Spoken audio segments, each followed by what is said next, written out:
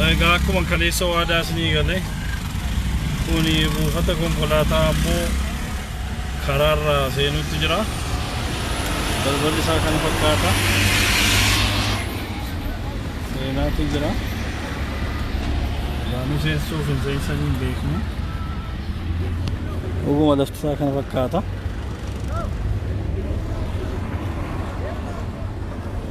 Kerransa koko labus ne dina. Labus ne pani. Chakar. Masuni. Kauna ye. Dhuguma lafti isaa kana fakkaata. Dhuguma iddoodha. Dhugaan odeeffamaa ture dhugaa ta'uu isaa kun olaala. Vidiyoodhaan. Egaa kana fakkaata buufanni konkolaataa ammoo nama yoona slow lafa hin qoosumsee kana fakkaata. Bal'inni isaa ammoo kana.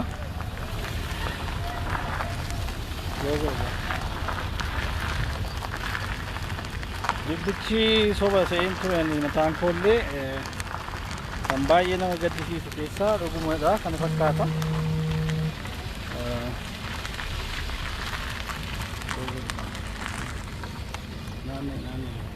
Kun rokkee ta'ee jira kifuun dibata ammoo hunduma lafoo argitanii.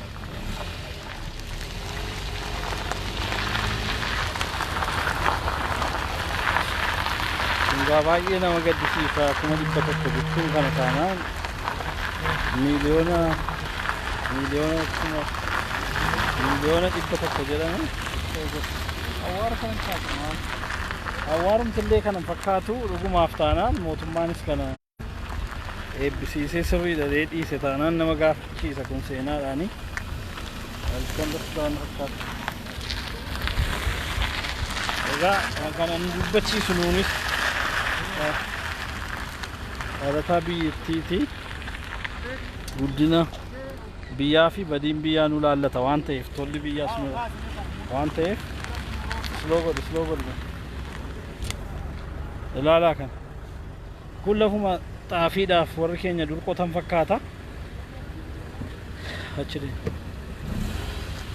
baay'ee nama ajaa'ibaa baay'ee nama gaddisiisa.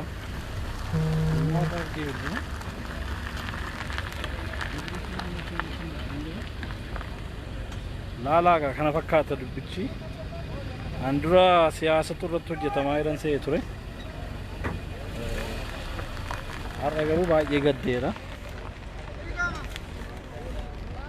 Kana fakkaata. Lafti isaa dhugumaan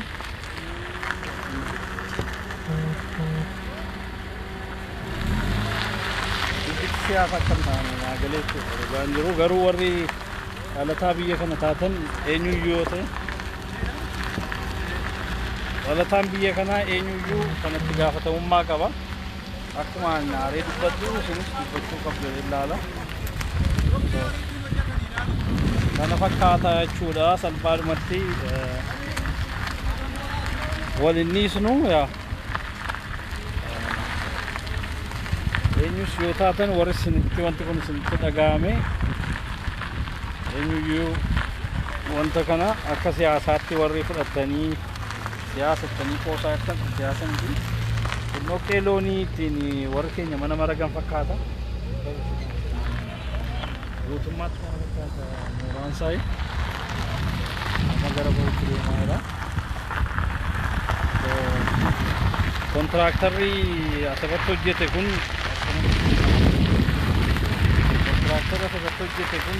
seeraan gaafatamuu qaba inniitti yoo aannanuti eenyus taanaan kanaa booddee wanti amboo irratti hojjetamu hunda keenya iyyuu nu ilaallachuu qaba.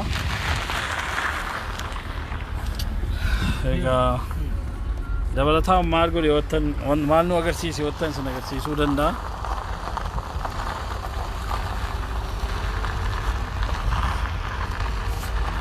Yoo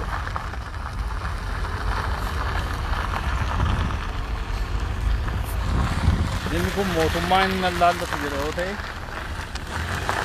irratti haalli mootummaa kan birattuu an itti gaafatamummaa fudhadhee maaf kana goota namni itti gaafatamuu fedhiin qaba. Dhimmi Amboo nuun nu laallata inni keenya iyyuu waan ta'eef Amboo keessa ba'aan jira amma yoo argitanii baay'ee nama gaddisiisa.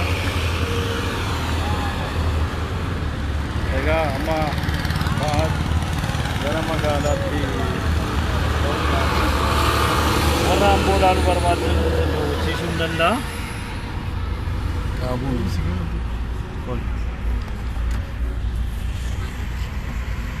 Amboon kana fakkaatti. Egaa kun mootummaas qeequu eenyus qeequu namas qeequu miti warra akkattiin dhiiga Oromoo nyaatu wanti saba Oromootiin nagadu kun hundumtuu gaafatamuu qaba inneetu amanna nuti. Na akkuma kaleessa waadaa isinii gale egaa kana fakkaataa walii daddabarsaati dhugaa jiru. Warri suura kaasanii maxxansaa turanis dubbichi soba akka hin taane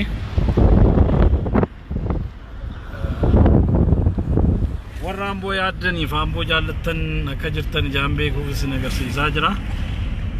Egaa ani kanumaanis ni goolabaa maaliifuu namni viidiyoo kana dabarsaati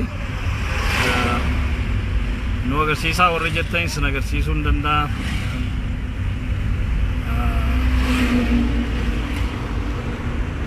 Amboo waggaa meeqa duras kanuma fakkaatti ammas kanumadha. Wanti jijjiirames hin jiru. Baay'ee nama gaddisiisa. Egaa gara fuulduraatti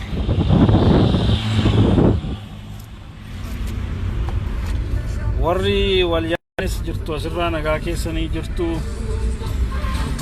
Egaa kana walii daddabarsaa magaalaan Amboo itti gaafatamummaa fudhachuu fedheetanii isin agarsiise. Kun haayiskuulii Ambooti. Darbaa irra asirratti raawwataa kunoo gamoon kun immoo kuma minnis kuma miliyoona 100 ijaarame laa gamoo kan miliyoona 20 wannan finne. Egaa wanna Amboo baay'ee wanta nama gaddisiisu waan hamilee nama cabsu baay'ee jira. Maal jedhama gamoo? Maal jedhama? Hojii gamtaa yuuneenii kan jedhamudha. Utoo argitanii miliyoona 20 kan hin baasne miliyoona 100 ijaarame. Egaa ana Amboo rabbaa dubbatu jettumoo ofii keenya gabbaanee dubbanne warri jettanis dubbachuuf mirga qabna jedhee yaada. Hundi keessanuu sin laallata wanni Amboo jiru. Oromoo eenyuyyuu taanaan waa'ee Ambootiif kan hin gaddine jira jedhee yaadu. Dhimmi konkolaataa gammaa har'aattani mataan koo qoosaadatti fakkaachaa ture. Dhimmi buufata konkolaataa kuni amma garuu naan argu baay'ee hin gaddee. Dhoqqeen mana ittiin ijaaran dhoqqee beektu miti dhoqqeen namni dhiitee ittiin mana ijaaru ittiin mana maragan kan hin fakkaatu salphaadhumatti. Kan keenya baay'ee nama gaddisiisaa nama saalfachiisas. Egaa viidiyoo kana waliin gaa daddabarsaa. Ayyaana Iidii gaarii Eid Mubaarak jedheera obboloota keenya.